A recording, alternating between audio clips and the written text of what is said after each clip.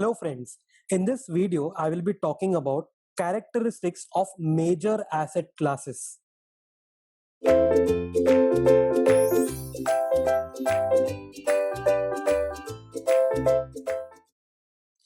Now understand what are major asset classes. Major asset classes का मतलब होता है it can be equity, it can be fixed income, it can be alternative investments, it can be even derivatives and so on. ये अपने सारे subjects हैं. Now, for this discussion, we are considering equity and fixed income ke instruments. Okay.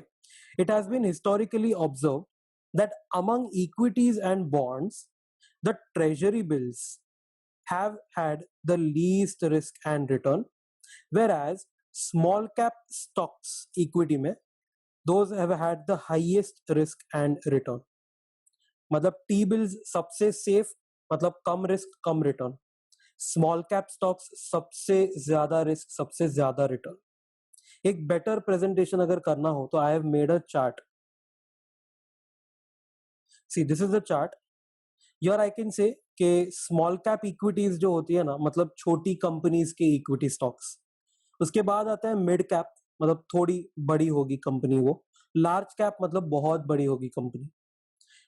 फिर आता है corporate bonds, companies जो bonds issue करती है वो.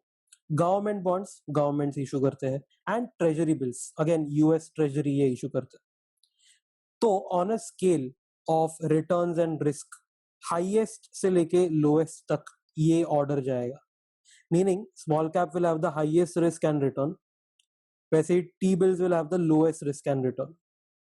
तो अगर मुझे यहाँ पर कंपैरिजन करना है तो स्मॉल कैप का return will be more than mid cap, will be more than large cap, will be more than corporate bonds, will be more than government bonds, and will be more than treasury bills. Okay. अगर India की बात करें तो treasury bills जो होगा T bills, उसके ऊपर 5% मिलेगा. गवर्नमेंट बॉन्ड्स के ऊपर let's say you get 7%. Corporate bonds पे you might get around 9% approximately. Large cap 12% देता है इक्विटी पे return on an average. Mid cap 15 देता है. Small cap might give 18 to 20. But याद रखना, जितना ज्यादा रिस्क उतना ज्यादा return. What is normal, but उतना फॉल भी हो सकता है. सो स्मॉल कैप्स गिरते भी बहुत है बट देन उठते भी बहुत है. ओके, सो प्रैक्टिकली ये होता है highest to lowest. Okay, but when can you use this? ये जो सिग्मा, एक्स बार, मीन वगैरह है, वो कभी यूज कर पाओगे? देखो, मीन और expected return which is my X bar, और the standard deviation or risk, which is the sigma, can be used to evaluate investments having normal distribution of returns. अब ये normal distribution क्या होता है तो समझो, कॉन्ट्स में ये पढ़ना है तुमको. ऐसा कुछ होता है कि लेट्स से ये रिटर्न्स है. ओके,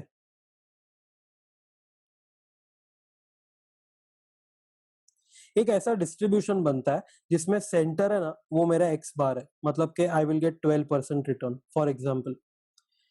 तो उसके लेफ्ट एंड राइट में ना इक्वल चांसेस है जाने का, मतलब उसका गिरने का चांस 0 तक भी उतना ही इक्वल है, एंड इंक्रीज होने का लेट्स से 24 तक भी उतना ही इक्वल है. Okay, so this is a normal distribution.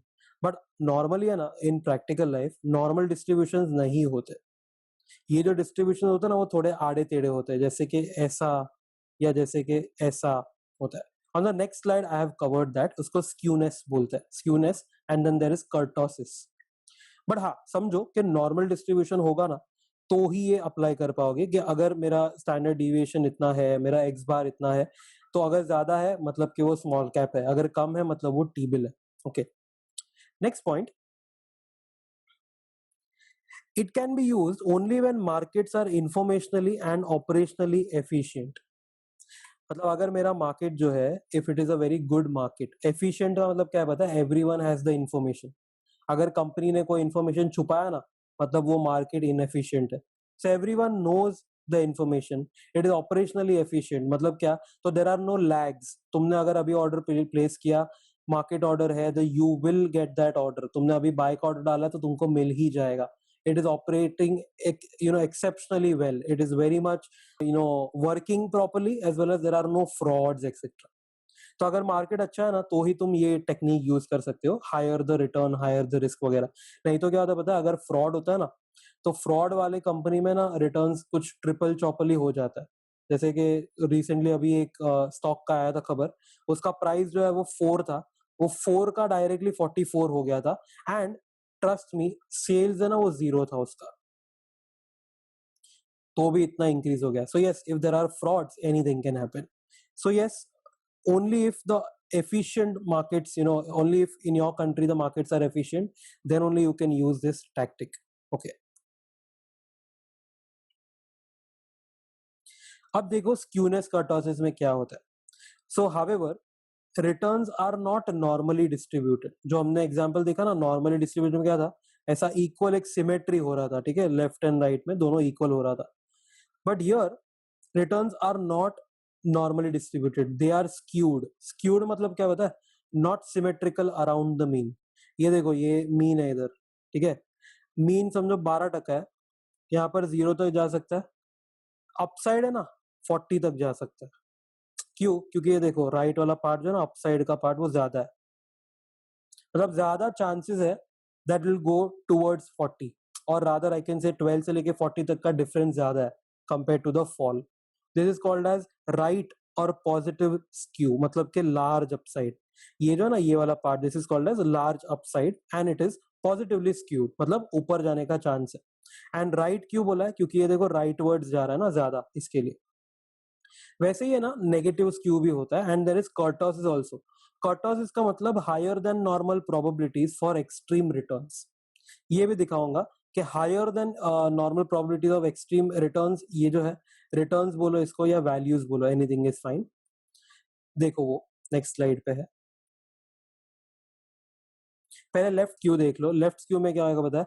अगर ये समझो मेरा मीन रिटर्न है 12% का, अब ये 12 से लेके ना सिर्फ लेट्स से 20 तक जा पाएगा अपसाइड, बट डाउनसाइड कंसिडर करूं तो यहाँ पर 0 तक जा पाएगा।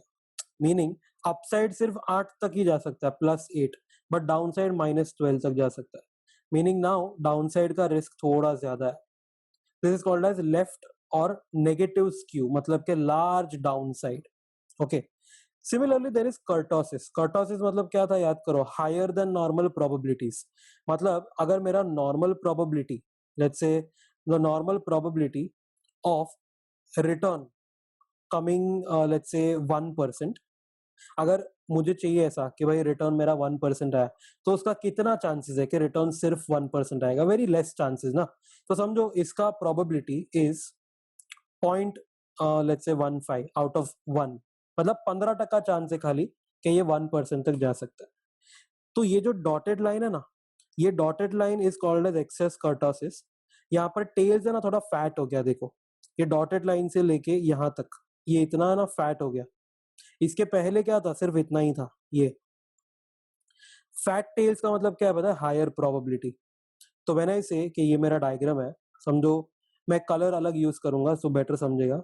Let's say this was the normal distribution. Okay, अब कर्टोसिस वाला है ना, ऐसा कुछ रहेगा, ये डिस्ट्रीब्यूशन ऐसा कुछ रहेगा।